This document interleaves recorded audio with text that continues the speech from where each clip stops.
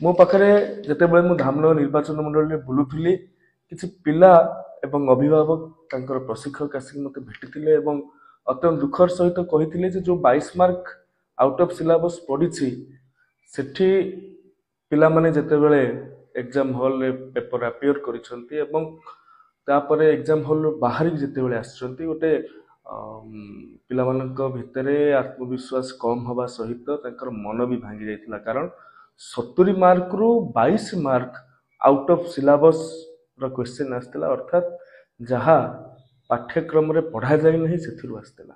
ତା ଉପରେ ସରକାରଙ୍କର କ'ଣ ମତ ମନ୍ତବ୍ୟ ଅଭିମତ କ'ଣ ସେ ସମ୍ପର୍କରେ ଆଜିକୁ ପାଖାପାଖି 4 ଦିନ ବିତିଗଲାଣି ଆମେ ଶୁଣିବାକୁ ପାଉଛୁ ଯେ ଯେଉଁମାନେ ସେ କ୍ୱେଶ୍ଚିନ୍ ଗୁଡ଼ାକ ଆଟେଣ୍ଡ କରିଛନ୍ତି ସେଇମାନେ ହିଁ ମାର୍କ ପାଇବେ, ସେଇମାନଙ୍କୁ ହିଁ ଗ୍ରେସ୍ ମାର୍କ ମିଳିବ।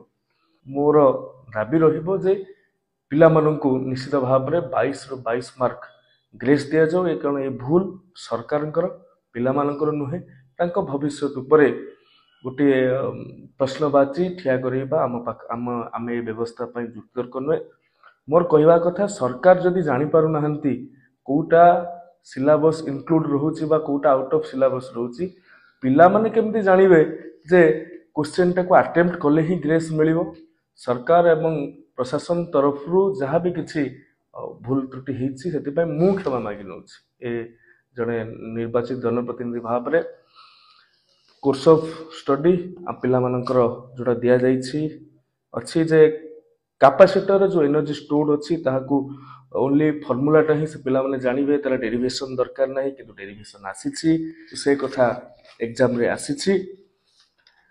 ଗୋଟେ ସାଧାରଣ କଥା ଆମେ ଯେତେବେଳେ ପଢୁଥିଲୁ ଯେଉଁ ଲଜିକାଲ ଗେଟ୍ ଆଣ୍ଡ ହଉ ନର ହଉ ଅର ହଉ ଏଗୁଡ଼ା ସବୁ ରହିବା କଥା, କିନ୍ତୁ ଏ କୋର୍ସ ଅଫ୍ ସିଲାବସ୍ରେ ସେଗୁଡ଼ା ସବୁ ନାହିଁ। କିନ୍ତୁ କ୍ୱେଶ୍ଚିନ୍ ପ୍ୟାଟର୍ନରେ ଆପଣ ଲକ୍ଷ୍ୟ କରିବେ ସେ ସବୁ ଲଜିକାଲ ଗେଟ୍ ସମ୍ପର୍କରେ ପ୍ରଶ୍ନ ଆସିଛି। ମୁଁ ଏଥିରେ କହିବାକୁ ଚାହୁଁଛି ଆମେ କେଉଁ ଦିଗରେ ଯାଉଛନ୍ତି, ଆମେ ପିଲାମାନଙ୍କୁ କ'ଣ ଜଣେଇବାକୁ ଚାହୁଁଛନ୍ତି। 70 ମାର୍କରୁ 22 ମାର୍କ ଆଉଟ୍ ଅଫ୍ ସିଲାବସ୍ ଆସିବ। ବାୟୋସାଭାର୍ଟ ଲରେ ଯେଉଁ ଫର୍ମୁଲା ଅଛି ମ୍ୟାଗ୍ନେଟିକ୍ ଫିଲ୍ଡର କଥା କୁହାଯାଉଛି, ସେଠି ଆମ୍ପିୟରାଲ ସର୍କିଟ ଲ ଅଛି, କିନ୍ତୁ ବାୟୋସାଭାର୍ଟ ଲ ନାହିଁ। ଲେଖା ହେଇଛି, ସ୍ପଷ୍ଟ ଭାବରେ ଲେଖା ହେଇଛି। ସେଠି ପିଲାଟି ଯେତେବେଳେ ଜାଣିପାରୁନଥିବାଟା କ'ଣ ଅଛି, ମୁଁ କାଳେ ପଢିନି ଛାଡ଼ି ଦେଇ ଯାଇଛି କି, ଏ କଥା ବି ମନରେ ଆସୁଥିବ।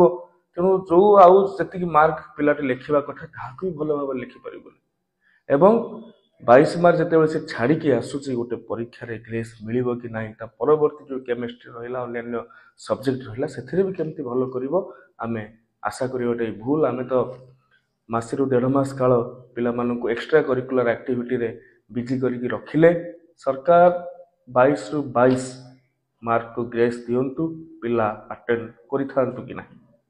ତାପରେ ପୁଣି ଏଇ ଯେଉଁ ଏକ୍ଜାମ ଆସୁଛି ଏଥିରେ ଆମେ ତାଙ୍କୁ ଆଉଟ୍ ଅଫ୍ ସିଲାବସ୍ କ୍ୱେଶ୍ଚିନ୍ ଦେବା, ମେଟ୍ରିକ୍ ପିଲାମାନଙ୍କୁ ମିଶନ ଶକ୍ତି ଉପରେ ରଚନା ଲେଖିବା ପାଇଁ ବାଧ୍ୟ କରିବା, ଏହିସବୁ କଥା ଗୋଟିଏ ଗୋଟିଏ ଆମର ଅଦୂରଦୃଷ୍ଟିକୁ ଦେଖାଉଛି, ଆମର ଫୋର୍ସାଇଟନେସ୍ର ଅଭାବ ରହିଛି ବୋଲି ମୁଁ କହିବି।